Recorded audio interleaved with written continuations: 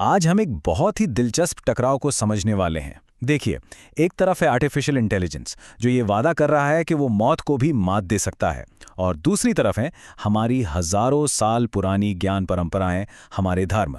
ये बहस सिर्फ टेक्नोलॉजी की नहीं है, ये इस बात की है कि भाई इंसान होने का असली मतलब क्या है। तो चलिए इस पूरी बातचीत को एक सीधे और शायद थोड़े मुश्किल सवाल से शुरू करते हैं। क्या टेक्नोलॉजी सच में मौत को हरा सकती है? हमेशा से अमर होने की ये इच्छा कहानियों और मिथकों में रही है ना? पर अब इसके जवाब सिलिकॉन वैली की लैब्स में खोजे जा रहे हैं। तो आज का हमारा सफर कैसा रहेगा? हम शुरू करेंगे हमेशा जिंदा रहने की इंसानी चाहत से, फिर देखेंगे कि कैसे सिलिकॉन वैली एक तरह के मोक्ष का वादा कर रही है। इसके बाद हम बात करेंगे कोड की सीमाओं की और समझेंगे कि प्राचीन ज्ञान आज की समस्याओं के बारे में क्या कहता है। और आखिर में एक बेहतर भविष्य के रास्ते पर भी सोचेंगे। ठीक है, तो चलिए शुरू करते हैं। देखिए, उम्र बढ़ने, दुख और मौत से पार पाने की जो ये इच्छा है, ये कोई नई बात तो है नहीं। ये हजारों सालों से हमारी कहानियों, हमारे दर्शन, हमारे धर्मों का एक अहम हिस्सा रही है। जो चीज़ नई है वो है इसके समाधान जो अब लैब्स और एल्गोरिथम में तैयार किए जा रहे हैं। और बस यहीं पर एक नया शब्द सामने आता है, ट्रांसह्यूमनिज्म। आप इसे इस पुरानी खोज का 21वीं सदी का एक हाईटेक जवाब समझ सकते हैं। ये एक ऐसे भविष्य की तस्वीर दिखाता है जहां हम अपनी बायोलॉजिकल यानी कि जैविक सीमाओं से बहुत आगे निकल जाएंगे। और इस पूरी सोच के दिल में है द सिंगुलैरिटी का आइडिया। इसे मशहूर भविष्यवादी रे कुर्जवील ने सबके सामने रखा। सोचिए, एक ऐसा पल जब मशीनें हमसे ज्यादा स्मार्ट हो जाएंगी, और उस पल के बाद इंसानियत का भविष्य हमेशा के लिए बदल जाएगा। और सुनिए, कुर्जवील सिर्फ हवा में बातें नहीं करते हैं, वो एक पूरी टाइमलाइन देते हैं। उनका कहना है कि 2029 तक एआई इंसानी दिमाग के बराबर हो जाएगा, और 2045 तक इंसान और मशीन एक हो जाएंगे। ये दिखाता है कि ये जो भविष्य की कल्पना है उसे कितना करीब बताया जा रहा है। तो इसका मतलब क्या हुआ? इसका मतलब ये है कि ये जो तकनीकी नजरिया है, ये एक तरह से सेक्युलर मोक्ष की तरह है।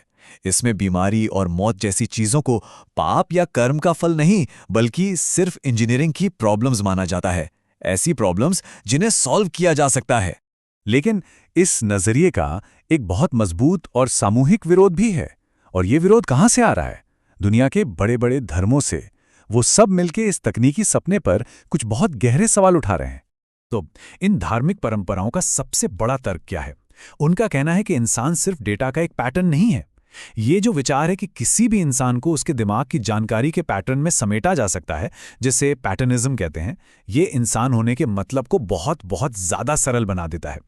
अब जरा इस स्लाइड को देखिए। ये धर्म और ट्रांसह्यूमनिज्म के बीच का बुनियादी फर्क बहुत साफ साफ दिखाती है। एक तरफ धर्म है जो विनम्रता, रहस्य और अंदरूनी बदलाव की बात करता है। दूसरी तरफ है तकनीकी मोक्ष जो कंट्रोल, मास्टरी और इंजीनियरिंग पर जोर देता है। एक रास्ता अंदर की तरफ जाता है तो दूसरा बाहरी दुनिया को बदलने पर टिका है। तो चलिए अब जरा और गहराई में उतरते हैं।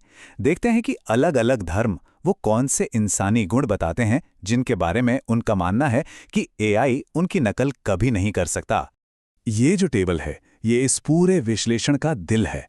ये दिखाती है कि कैसे अलग अलग धर्म, चाहे वो ईसाइयत का इमागो देई यानी ईश्वर का प्रतिबिंब हो, या इस्लाम का कल्ब यानी आध्यात्मिक दिल, या फिर हिंदू धर्म की आत्मा यानी साक्षी चेतना, ये सभी इंसानियत के उस सार की ओर इशारा करते हैं जिसे कोड में नहीं बदला जा सकता।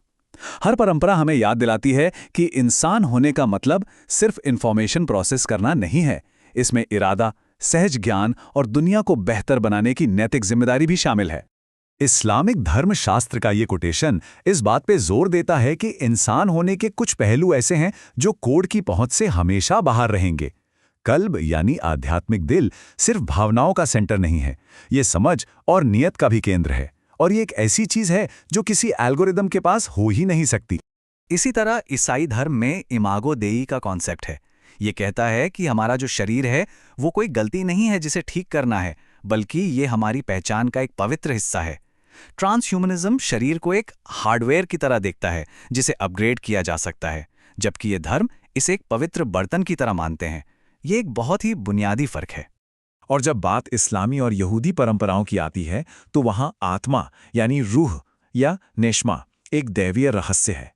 ये ईश्वर की तरफ से आई एक चिंगारी है जो हमें चेतना देती है, सही गलत में फर्क करने की ताकत देती है। ये कोई भौतिक चीज नहीं है जिसे इंसानी इंजीनियरिंग से बनाया जा सके। कुरान तो साफ कहता है कि रूह का ज्ञान सिर्फ ईश्वर के पास है। और ये टेबल दिखाती है कि अमरता को लेकर भी सोच कितनी अलग है। धार्मिक परंपराएं मौत को एक गहरे आध्यात्मिक मायने वाले बदलाव की तरह देखती हैं। जैसे बौद्ध धर्म में लक्ष्य अमर होना नहीं है, बल्कि मैं की झूठी भावना से आज़ाद होकर निर्वाण पाना है। और इसके बिल्कुल उलट ट्रांसह्यूमनिज्म मौत को बस एक टेक्निकल प्रॉब्लम की तरह देखता है जिसे किसी भी तरह सॉल्व करना है। तो सवाल ये है कि सिर्फ आलोचना करने के बजाय क्या ये परंपराएं आगे का कोई रास्ता भी सुझाती हैं? ये हिस्सा हमें आलोचना से हटाकर एक ज्यादा जिम्मेदार तकनीकी भविष्य के प्रस्ताव की ओर ले जाता है। और यहाँ ये समझना बहुत ज़रूरी है कि इन परंपराओं का लक्ष्य टेक्नोलॉजी की तरक्की को रोकना नहीं है, बल्कि उसे इंसानियत की गहरी समझ के साथ एक सही दिशा देना है। बात टेक्नोलॉजी को नकारने की नहीं है, बात ये पक्का करने की है कि वो वाकई हमारी भलाई के लिए काम करे। और इसका एक रास्ता है एथिकल इकोसिस्टम का कॉन्सेप्ट। ये एक ऐसा विचार है जहां दुनिया की सभी महान नैतिक प्रणालियां, चाहे वो धार्मिक हों या सेक्युलर, एक दूसरे से मुकाबला करने के बजाय इंसानी तरक्की के लिए मिलकर काम करें, एक दूसरे का सहारा बने। तो चलिए सब कुछ समेटते हैं। मुद्दे की बात क्या है? पहली, ट्रांसह्यूमनिज्म मौत को जीतने का एक तकनीकी वादा है। दूसरी, दुनिया भर के धर्म कहते हैं कि हम सिर्फ डेटा नहीं हैं, हमारा एक शरीर है, एक आत्मा है। तीसरी, वे हमें कल्ब और इमागो देई जैसे कॉन्सेप्ट्स देते हैं जो बताते हैं कि इंसान होना क्या है। और आखिर में, आगे का रास्ता टकराव में नहीं बल्कि सहयोग में है। और हम इस चर्चा को इस आखिरी सवाल के साथ खत्म करते हैं। जैसे जैसे हम ज्यादा स्मार्ट मशीनें बना रहे हैं, क्या हम उस ज्ञान को खोने का जोखिम उठा रहे हैं जो हमें इंसान बनाता है? ये एक ऐसा सवाल है जिस पर हम सभी को सोचने की जरूरत है। इस विश्लेषण में शामिल होने के लिए बहुत बहुत धन्यवाद।